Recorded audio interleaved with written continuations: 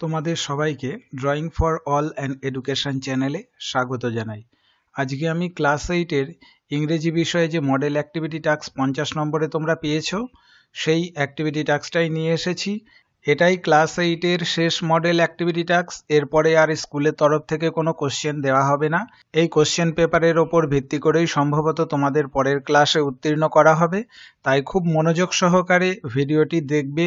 যদি তোমরা আমাদের চ্যানেলে নতুন হয়ে থাকো তাহলে অবশ্যই চ্যানেলটিকে সাবস্ক্রাইব করে বেল বোতামে প্রেস করে রেখো, তাহলে এই ধরনের শিক্ষামূলক ভিডিওগুলো তোমাদের কাছে সবার আগে এসে পৌঁছবে। যদি ভিডিওটি ভালো লাগে অবশ্যই একটি লাইক আর কমেন্ট করে দিও। আর কথা নয়, চলো ভিডিওটা শুরু করা যাক। এই কোশ্চেন পেপারটা তোমাদের আগে যে মডেল অ্যাক্টিভিটি টাস্কগুলো করেছো সমস্ত কোশ্চেনগুলো কিন্তু কম্পাইল করে এই কোশ্চেন পেপারটা তৈরি করা হয়েছে। তাই এই কোশ্চেনগুলো স্বাভাবিকভাবেই তোমাদের পরিচিত মনে হবে, আগে তোমরা এই কোশ্চেনগুলো সবই করেছো। চলো দেখে নি। দেখো সেকশন এতে বলেছে রিডিং কম্প্রিহেনশন। 1 নম্বরে রয়েছে দেখো read the following passage and answer the questions given below, অর্থাৎ এই প্যাসেজটা পড়তে হবে এবং নিচের প্রশ্নগুলো তোমাকে উত্তর দিতে হবে। এই প্যাসেজটা তোমাদের দ্য উইন্ডক্যাপ প্যাসেজ থেকে এসেছে। অনস কোয়াইট আফটারনুন, একদিন এক শান্ত বিকেলে, হি লেইড ফাস্ট অ্যাসলিপ, সে খুব তাড়াতাড়ি ঘুমিয়ে পড়েছিল। And fall to dream again, এবং সে আবার স্বপ্ন দেখতে শুরু করলো। আননোন টু হিম, তার অজান্তেই, the ship stood offshore from his old farm, সেই পুরনো ফার্মটার কাছে সমুদ্রের উপকূলে গিয়ে কিন্তু জাহাজটা দাঁড়িয়েছিল।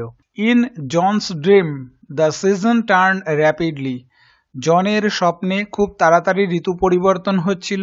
অ্যান্ড অ্যাজ ইচ টার্ন, এবং প্রত্যেকটা ঋতু পরিবর্তনের সঙ্গে সঙ্গে so did John in his bed, জনও তার বেডে অর্থাৎ বিছানাতে পাশ ফিরেছিল। Consequently the cap on his head twisted around and about, তার সঙ্গে সঙ্গে তার টুপিটিও এপাশ থেকে ওপাশ ঘুরতে শুরু করেছিল। It called up a squall from the clear sky, এই ঘোরার জন্য, তার টুপিটা যে ঘুরছিল এই ঘোরার জন্য একটা ঝড় নেমে এসেছিল পরিষ্কার আকাশে। That hit the ship without a warning, এই ঝড়টা সেই জাহাজটিকে আঘাত করেছিল কোনো প্রকার সতর্কতা বাণী না দিয়েই। The wind had been whirling about the boat, তার মানে এই ঝড়টা জাহাজের চারিদিকে ঘুরপাক খাচ্ছিল। Tearing the sails and snapping the spars, অর্থাৎ পালটাকে ছিঁড়ে দিয়েছিল এবং মাস্তুলটাকে ভেঙে দিয়েছিল। ইটস হিজ ফল্ট, তার মানে এটা তার দোষ। দ্য সেলার্স ক্রাইড, নাবিকগুলো চিৎকার করলো। দে শাউটেড ইন অ্যাঙ্গার, তারা চিৎকার করে উঠলো রাগে। অ্যান্ড ফিয়ার, এবং ভয়ে। And tried to read the cap of, তারা চেষ্টা করেছিল টুপিটা খোলার। হিজ হেড, তার মাথা থেকে, মানে জনের মাথা থেকে নাবিকগুলো টুপিটা খুলে ফেলার চেষ্টা করছিল।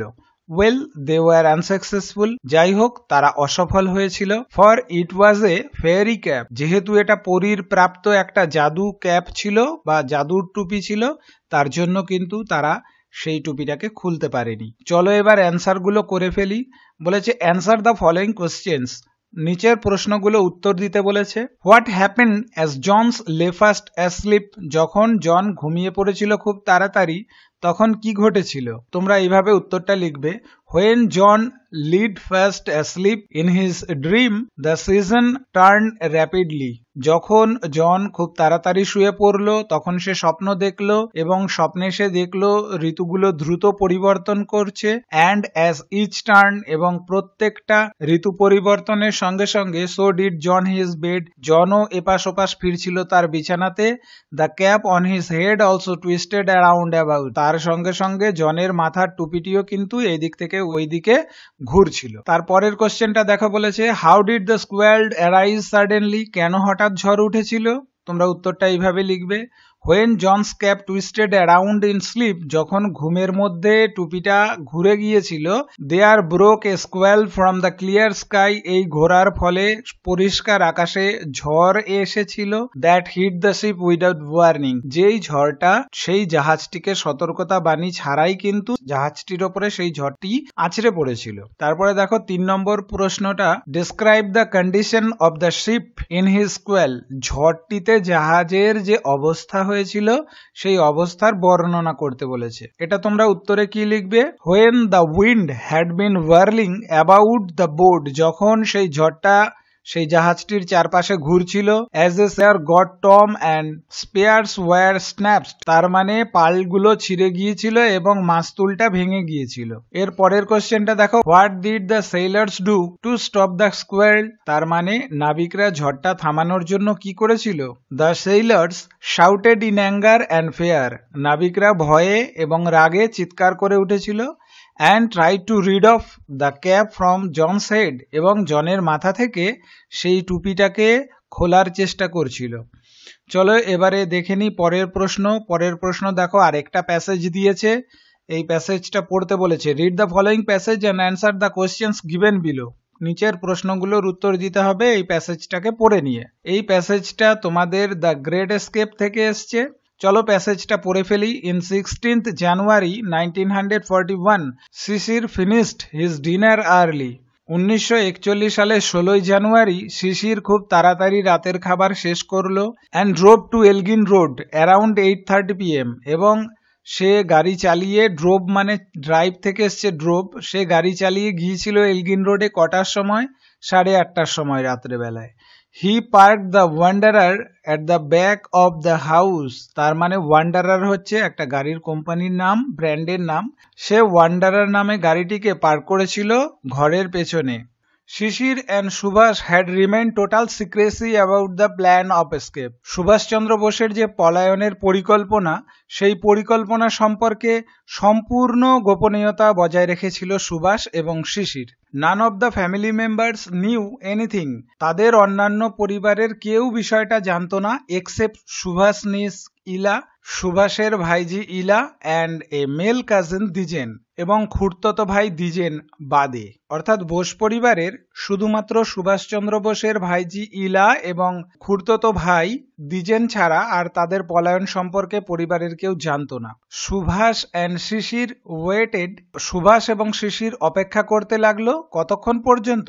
Until the rest of the Bose family had fallen asleep, যতক্ষণ না পর্যন্ত বোস পরিবারের অন্যান্য সদস্যরা গভীর ঘুমে আচ্ছন্ন হয়ে পড়ল। Subhash had change into his disguise as Mohammad Ziauddin, Subhash Chandra Bose Mohammed জিয়াউদ্দিনের ছদ্মবেশ ধারণ করেছিল। He was dressed in a long brown coat, সে পরেছিল একটা বাদামি রঙের কোট, ব্যাগি সালোয়ার্স, ঢিলে ঢালা একটা সালোয়ার পরেছিল, অ্যান্ড এ ব্ল্যাক ফেস, এবং একটা কালো টুপি পরেছিল। হি ওয়ার, সে পরেছিল গোল্ড ওয়ার রিমড স্পেকটাকেল, সোনার তারযুক্ত একটি ফ্রেমের চশমা সে পরেছিল। তারপর দেখো এ নম্বরে বলেছে, write T for true and F for false statement in the given boxes, এই বক্সগুলোতে সত্যি হলে টি লিখবে এবং মিথ্যে হলে এফ লিখবে। Right supporting statement for your answer, এবং সেই উত্তরটা কেন সত্যি হলো তার সাপোর্টিং সেন্টেন্স লিখতে হবে, আর মিথ্যে হলে কেন মিথ্যে হলো সেই সম্পর্কেও একটা সাপোর্টিং সেন্টেন্স লিখতে হবে। চলো এবার কোশ্চেনগুলো আমরা দেখে নিই। It was around 8:30 PM when Dwijen reach their house at Elgin road, যখন রাত 8:30 বেজেছিল তখন দ্বিজেন এলগিন রোডের উদ্দেশ্যে রওনা হয়েছিল। প্রকৃত ঘটনাটা কি তাই ঘটেছিল?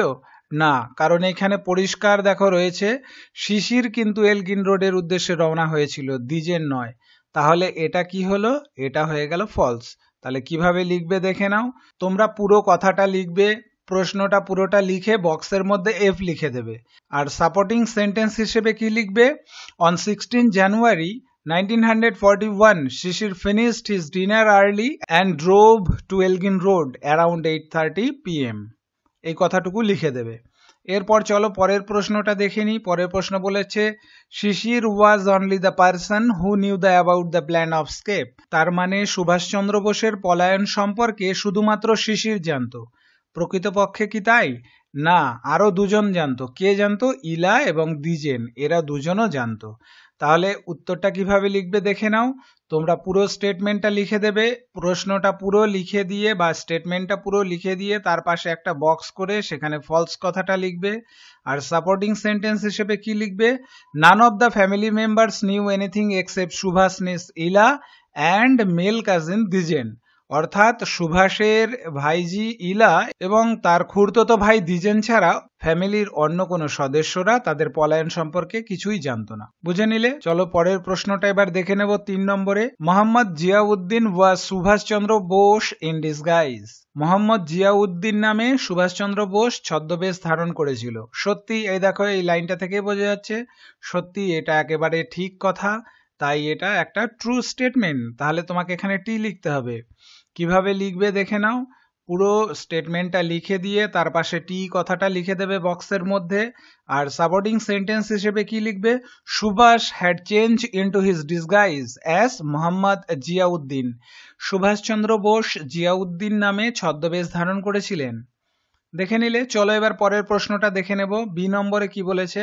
Answer the following questions. নিচের প্রশ্নগুলো উত্তর দিতে বলেছে। এ নম্বরে বলেছে হোয়াট ইজ দ্য ওয়ান্ডারার। ওয়ান্ডারারটা কি ছিল? দেখো প্রথমেই বলেছি ওয়ান্ডারার কিন্তু একটা ব্র্যান্ড নেম, অর্থাৎ গাড়ির ব্র্যান্ডের নাম। তাহলে এটা কিভাবে লিখবে দেখে নাও। The Wanderer is the German car own by Sisir. Wanderer ছিল একটি জার্মানি গাড়ি কোম্পানির নাম, যেটার মালিক ছিলেন কিন্তু শিশির। এইটুকু লিখলেই হবে। চলো এবার পরের প্রশ্নটা দেখে নেব। দেখো বি নম্বরের প্রশ্নটা কি বলেছে? Which person of the Bose family knew about the great escape of Subhas. অর্থাৎ সুভাষ পরিবারের কোন ব্যক্তি তার পলায়ন সম্পর্কে জানতেন? এক্সেপ্ট শিশির, অর্থাৎ শিশির ছাড়া সুভাষ নিজ ইলা, সুভাষের ভাইজি ইলা এবং মেল কাজিন দ্বিজেন এবং খুড়তুতো ভাই Dwijen knew about the great escape of Subhas. অর্থাৎ সুভাষের এই পলায়ন সম্পর্কে জানতো। এরা দুজনেই জানতো, এই দুজনের বাদে কিন্তু পরিবারের অন্য সদস্যরা কেউ জানতোই না। চলো এবার সি এর কোশ্চেনটা দেখে নিই। সি নম্বরে বলেছে how did Subhas disguise himself. কিভাবে সে তার ছদ্মবেশ ধারণ করেছিল? অ্যান্সারটা কিভাবে লিখবে দেখে নাও। হোয়েন সুভাষ ডিসগাইজ, যখন সুভাষ ছদ্মবেশ ধারণ করেছিল। Subhas was dressed in a long brown coat. Subhas পরেছিল একটি ব্রাউন বা বাদামি রঙের কোট, ব্যাগি সালোয়ার্স, একটা ঢিলে ঢালা সালোয়ার্স পরেছিল, অ্যান্ড এ ব্ল্যাক ফেস, এবং কালো টুপি পরেছিল। He also wore a gold wire rimmed spectacle. সে একটা সোনালী ফ্রেমযুক্ত চশমাও পরেছিল। চলো এবার বি পোর্শনে কি বলেছে দেখে নেব। বি পার্টে section B grammar and vocabulary. 3 নম্বরে বলেছে ডু অ্যাজ ডিরেক্টেড, অর্থাৎ যেভাবে বলেছে সেভাবে করতে হবে। 1 নম্বর কি বলেছে? Every morning he has to go for a walk. প্রত্যেক দিন সকালে সে হাঁটতে যায়। Underline the infinitive, use the sentence. এই সেন্টেন্সে ইনফিনিটিভ তলায় তোমাকে দাগ দিতে হবে। এখানে দেখো ইনফিনিটিভ কিন্তু টু গো, অর্থাৎ যেতে। To go, to eat, to play, অর্থাৎ যেতে, খেতে, খেলতে, অর্থাৎ এই জাতীয় ওয়ার্ডগুলো কিন্তু ইনফিনিটিভের উদাহরণ। তাহলে এই বাক্যটার মধ্যে কিন্তু টু গো এর তলায় তোমরা দাগ দিয়ে দেবে। কিভাবে লিখবে খাতাতে দেখে নাও। পুরো সেন্টেন্সটাই লিখতে হবে তোমাকে। লিখে নিয়ে টু গো এই কথাটার মধ্যে আন্ডারলাইন করে দেবে। তারপরে দেখো 3-2 বলেছে নাওএডেজ, অর্থাৎ এখন বা এই সময়ে supply of food grains is abundant. খাদ্যশস্যের যোগান যথেষ্ট পরিমাণে রয়েছে। অ্যাবন্ডেন্ট মানে যথেষ্ট পরিমাণে। ব্র্যাকেটে দেখো বলেছে replace the underline word with the antonyms, অর্থাৎ আন্ডারলাইন যে ওয়ার্ডটা রয়েছে এটাকে তোমাকে চেঞ্জ করে অপোজিট করতে হবে। অ্যান্টোনিমস মানে বিপরীত শব্দ দিয়ে শব্দটা গঠন করতে হবে। তাহলে চলো কিভাবে লিখবে দেখে নাও।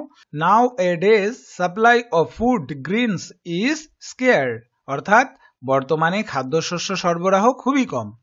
এই কথাটা তোমরা লিখে দেবে। অ্যাবন্ডেন্ট এর বিপরীত শব্দ হলো স্কেয়ার, মানে কম বা দুর্লভ। চলো এর পরের কোশ্চেনটা দেখে নিই। এর পরের কোশ্চেন 3 নম্বর বলেছে this is the place where Rabindranath was born. এই সেই জায়গা যেখানে রবীন্দ্রনাথ ঠাকুর জন্মগ্রহণ করেছিলেন। Underline the main clause and circle the subordinate clause, অর্থাৎ তোমাকে মেইন ক্লজে আন্ডারলাইন করতে হবে এবং সাবঅর্ডিনেট ক্লজে রাউন্ড করতে হবে। তাহলে দেখো এখানে দিস ইজ দ্য প্লেস, এটা হলো মেইন ক্লজ, আর হোয়ার রবীন্দ্রনাথ ওয়াজ বর্ন এটা হলো সাবঅর্ডিনেট ক্লজ। তাহলে তোমরা পুরো সেন্টেন্সটা লিখবে। লেখার পর এইটুকু অংশে তোমরা আন্ডারলাইন করে দেবে, তার তলায় লিখে দেবে মেইন ক্লজ, আর এইটাকে তোমরা সার্কেল করে দেবে এই অংশটা। তারপর একটা তীর চিহ্ন দিয়ে নিচে লিখে দেবে সাবঅর্ডিনেট ক্লজ। বুঝলে? চলো এবার পরের প্রশ্নটা দেখে নেওয়া যাক।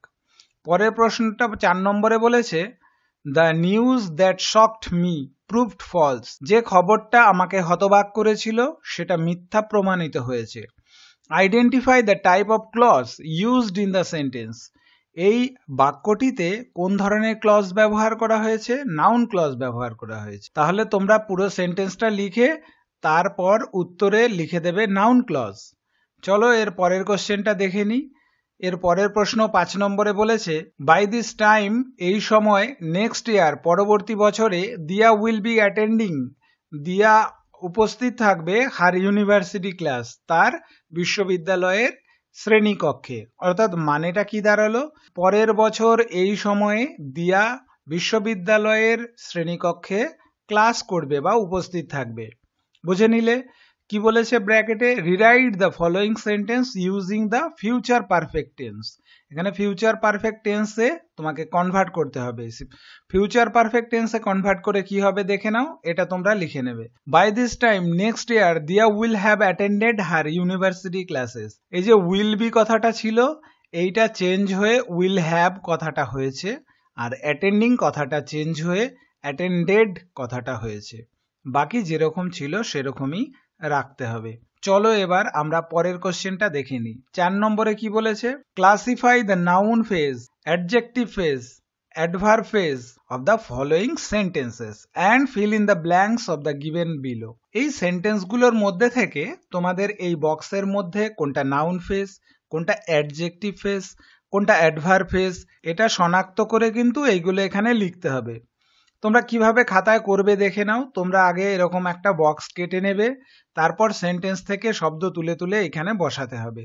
আমি বুঝিয়ে দিচ্ছি, দেখো প্রথম সেন্টেন্সে বলেছে those house are very expensive, এই বাড়িগুলো সত্যি খুব দামি বা মূল্যবান। তাহলে এখানে নাউন ফেজে কি হবে? দোজ হাউস, যেহেতু নাউন বোঝাচ্ছে হাউসগুলোকে, তাই দোজ হাউসেস কথাটা তোমরা নাউন ফর্মে বসিয়ে দেবে। তারপর দেখো বি নম্বরে বলেছে I will never do that, আমি এটা কখনোই করব না। Never in a million years, million বছরেও আমি এটা করব না।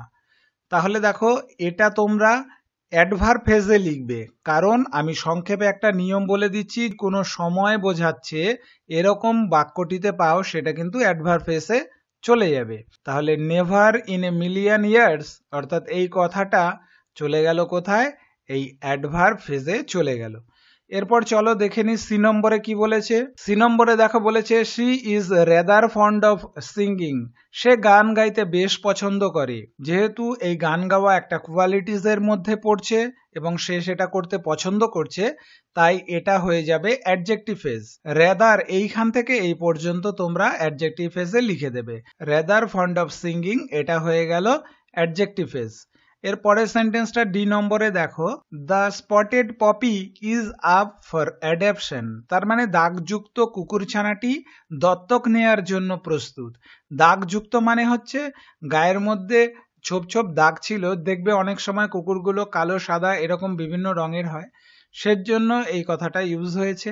এটা কোথায় বসবে দেখো, যেহেতু কুকুর একটা নাউন, তাই স্পটেড পপি কথাটা চলে যাবে নাউন ফেজে, দ্য স্পটেড পপি। এর পরের সেন্টেন্সটা দেখো, ই নম্বরে কি বলেছে? ইট ওয়াজ কোল্ড, এটা খুব ঠান্ডা। ব্লেক, বাইটিং ওয়েদার, খারাপ এবং কনকনে, যেটা শীতটা কনকনে শীত হয় না, কামড়ে ধরে, তাই বাইটিং ওয়েদার, কনকনে আবহাওয়া ছিল। তাহলে এটা কি হবে? যেহেতু এটা দোষ এবং গুণ বোঝাচ্ছে, ঠান্ডাটা কি ধরনের সেটাকে ব্যাখ্যা করছে, তাই এটা হয়ে যাবে adjective phase. Cold, bleak, biting weather, এটা চলে যাবে অ্যাডজেক্টিভ ফেজে। এবার চলো এফ নম্বরটা দেখে নিই। Meet me at the mall later in the evening, সন্ধ্যার পর আমার সাথে মলে দেখা করো। তাহলে দেখো একটা সময় বোঝাচ্ছে, ইভিনিং এটা একটা সময়, আর একটু আগে বলেছিলাম কোনো সময় বোঝাতে কিন্তু অ্যাডভার্ব ফেজ আসে। তাহলে লেটার ইন দ্য ইভিনিং মানে সন্ধ্যার পর, এই কথাটা কিন্তু হয়ে যাবে কোথায়? অ্যাডভার্ব ফেজের বক্সটায় চলে যাবে। তাহলে তোমরা পেন্সিল দিয়ে এই বক্সটা এইভাবে কেটে নেবে, আর এই লেখাগুলো প্রত্যেকটার ঘরে প্রত্যেকটা সঠিকভাবে কিন্তু লিখবে, ভুল করবে না যেন। এবার দেখো 5 নম্বরের প্রশ্নতে কি বলেছে? চেঞ্জ ইনটু ইনডিরেক্ট স্পিচ, এই বাক্যগুলোকে ইনডিরেক্ট স্পিচে কনভার্ট করতে হবে। মাই ফাদার সেইড মি, আমার বাবা আমাকে বলল, মে গড ব্লেস ইউ, তোমার মঙ্গল হোক। তাহলে এটা ইনডিরেক্ট করলে কি হবে দেখো, my father prayed that God might bless me. তারপরের কোশ্চেনটা ছিল 2 নম্বরে, the police officer said do not go there. Police অফিসারটি বলল সেখানে যেও না, তাহলে পুলিশ অফিসারটা কি করলো, অর্ডার দিল। The police officer ordered not to go there, অর্থাৎ পুলিশ অফিসার নির্দেশ দিলেন সেখানে না যাওয়ার জন্য। এরপর দেখো 3 নম্বরে বলেছে, দ্য হেডমাস্টার সেই টু মি। হেডমাস্টার মশাই আমাকে জিজ্ঞেস করলেন বা বললেন, হোয়ার ডু ইউ লিভ, আমি কোথায় থাকি। The headmaster asked or ইনকোয়ার্ড where I lived. এভাবে সেন্টেন্সটা লিখে নেবে তোমরা। আস্কড এবং ইনকোয়ারের মধ্যে যে কোনো একটা লিখবে। এটা আস্ক দিয়েও হবে, এটা ইনকোয়ার দিয়েও হবে। চলো এবার পরের প্রশ্নটা দেখে নিই। 6 নম্বরে কি বলেছে, section C writing. Write a letter to your friend in about 80 words. তোমাকে 80টা শব্দের মধ্যে একটা চিঠি লিখতে হবে। হু স্টে ফার অ্যাওয়ে, যে অনেক দূরে থাকে। Describing about a festival of West Bengal, তাকে পশ্চিমবঙ্গের ফেস্টিভ্যাল সম্পর্কে জানাও। You may use the following points, তুমি নিচের পয়েন্টস গুলো ব্যবহার করতে পারো। দেখো হিন্টস গুলো কি দিয়েছে, time when the festival took place, সেই সময়টা উল্লেখ করতে হবে যখন সেই অকেশনটা বা ফেস্টিভ্যালটা হয়। হাউ লং ইট লাস্টেড, কতদিন ধরে হয়। নাম্বার অফ পিপল পার্টিসিপেটেড, অর্থাৎ কত লোক সেই ফেস্টিভ্যালে অংশগ্রহণ করে। ডেসক্রিপশন অফ দ্য ফেস্টিভ্যাল, অর্থাৎ সেই ফেস্টিভ্যালের বর্ণনা দিতে হবে। ইয়োর এনজয়মেন্ট, এবং তোমার যে আনন্দ সেটাকেও সেখানে উল্লেখ রাখতে হবে। চলো তাহলে কিভাবে লিখবে আমি দেখিয়ে দিচ্ছি। প্রথমে তোমরা এই পাশে কিন্তু তোমার নিজের ঠিকানা লিখবে। আমি ধরে নিচ্ছি তোমার নিজের নাম হচ্ছে রাজু, তা রাজু দাস বা যে নামই হোক না কেন তোমার, এখানে নিজের নাম লিখবে, তারপর নিজের ঠিকানাটা দিয়ে দেবে। ডিয়ার ফ্রেন্ড তপন, আমি এখানে তপন নামে বন্ধুর নামটা ধরে নিয়েছি, তোমরা যে কোনো নাম অ্যাজাম্পশন করতে পারো। হাউ আর ইউ, তুমি কেমন আছো।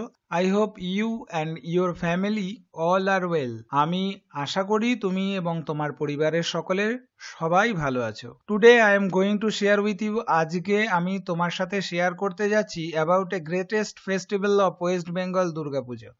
আমাদের পশ্চিমবঙ্গের সব থেকে বড় উৎসব দুর্গাপুজো সম্পর্কে।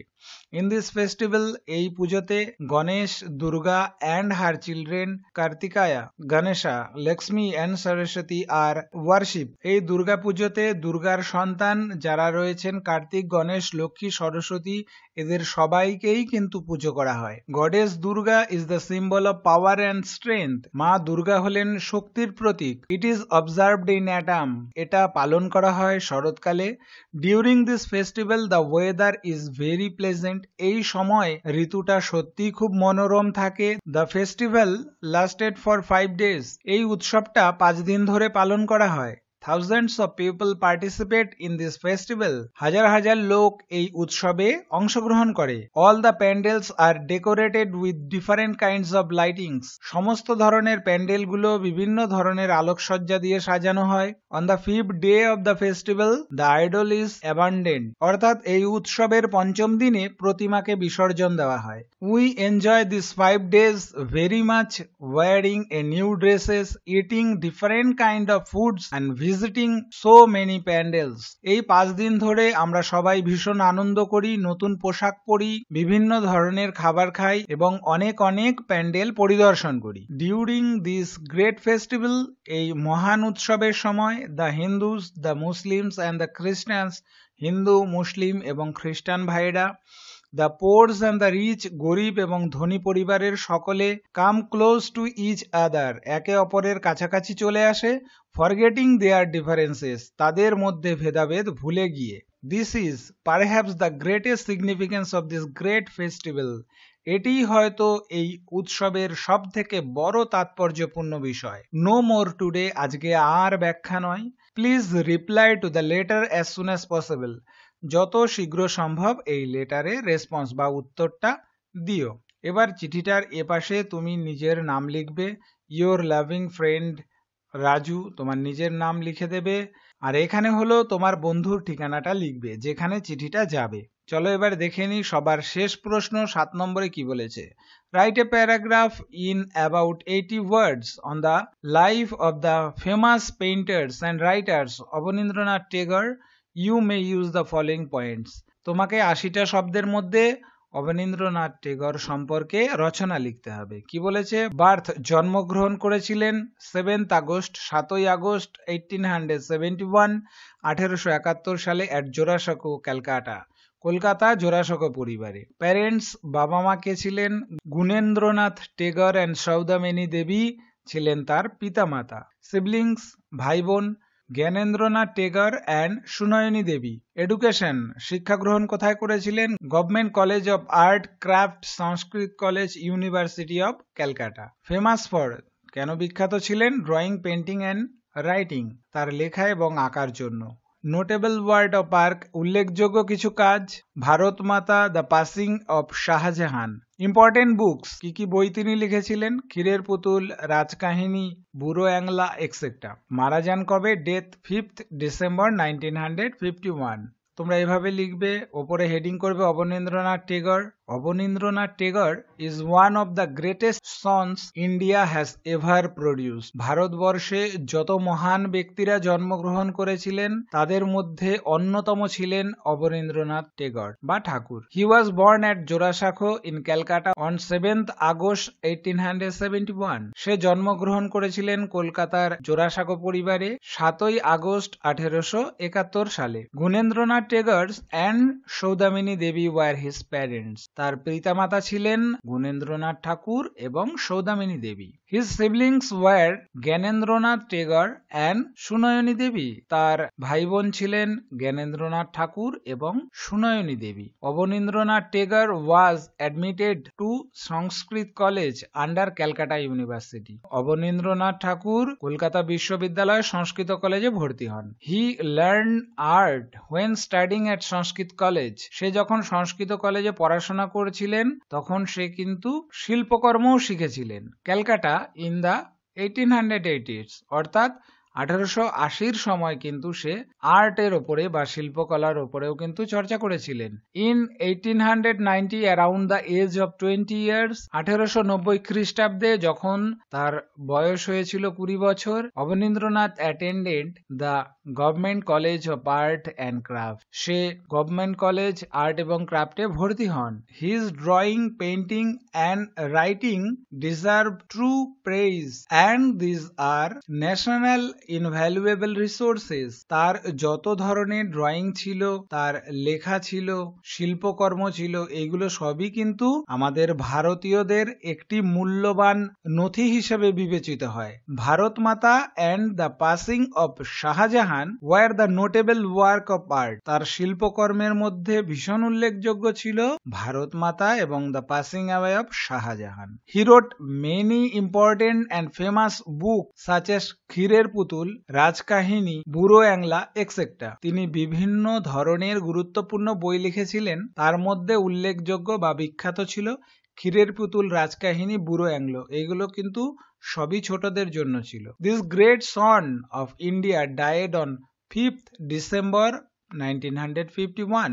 ভারতের এই মহান সন্তান 5ই ডিসেম্বর 1951 খ্রিস্টাব্দে শেষ নিঃশ্বাস ত্যাগ করেন। Abanindranath is no more with us. এখন তিনি আর আমাদের মধ্যে নেই। But his idea and cultural contribution, কিন্তু তার আইডিয়া এবং সাংস্কৃতিক অবদানগুলো উইল কন্টিনিউ ইন্সপায়ার, আমাদের সারা জীবন ইন্সপায়ার করে যাবে, অনুপ্রাণিত করে যাবে, and encourage the whole humanity, এবং অনুপ্রাণিত করবে সমগ্র মানব সম্প্রদায়কে in the days to come, আগামী দিনের। তাহলে আজকে আমি ক্লাস 8-এর 50 নম্বরের ইংলিশ বিষয়ে মডেল অ্যাক্টিভিটি টাস্কটা করিয়ে দিলাম। এর আগে আমরা ক্লাস 8-এর অন্যান্য মডেল অ্যাক্টিভিটি করিয়ে দিয়েছি। তোমাদের যদি প্রয়োজন হয় এই ভিডিওটি ডেসক্রিপশন বক্সে লিংক দেওয়া রইল, সেখান থেকে গিয়ে তোমরা ক্লাস 8-এর সমস্ত অ্যাক্টিভিটি টাস্কগুলো পেয়ে যাবে। ভিডিওটি ভালো লাগলে অবশ্যই একটি লাইক আর কমেন্ট করে দিও। আজ এই পর্যন্তই। সবাই খুব খুব ভালো থেকো। টাটা।